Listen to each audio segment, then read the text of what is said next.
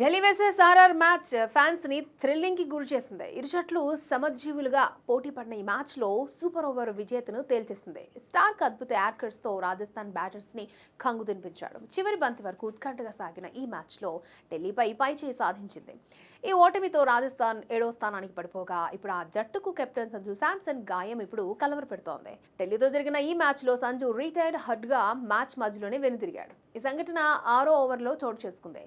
Leg spinner Vipraj Nigam వేసిన మొదటి 2 బంతుల్లో సంజు శాంసన్ ఒక 4 మరియు ఒక 6 బాదాడు. అయితే ఆ ఓవర్ 3వ బంతికి సంజు షాట్ ఆడేందుకు ట్రై చేయగా సంజు ఎడమ పక్కటెముకలు పట్టేయడంతో ఇబ్బంది పడ్డాడు. అయితే ఫిజియో అనంతరం బ్యాటింగ్ చేసేందుకు ట్రై చేసినప్పటికీ నొప్పి తీవ్రత ఎక్కువగా ఉండడంతో రిటైర్డ్ హడ్గా పెవిలియన్కి చేరుకున్నాడు. ఈ మ్యాచ్లో సంజు శాంసన్ 19 బంతుల్లో 31 పరుగులు చేసి అద్భుతంగా ఇన్నింగ్స్ ఇచ్చాడు. కాగా ఓటమి బాధలో ఉన్న ఆ జట్టుకు సంజు గాయం మరింత ఆందోళన పెంచింది. ఈ పరిస్థితుల్లో సంజు తదుపరి మ్యాచెస్కి అందుబాటులో ఉంటాడా లేదా అన్నది ఇప్పుడు హాట్ టాపిక్గా మారింది. తాజాగా సంజు హాట్స్టార్తో మాట్లాడుతూ ఇప్పుడు బాగానే ఉన్నానని, అయితే ఇప్పటికిప్పుడు బ్యాటింగ్ చేసే ఛాన్సెస్ లేవని కుండబద్దలు కొట్టేశాడు.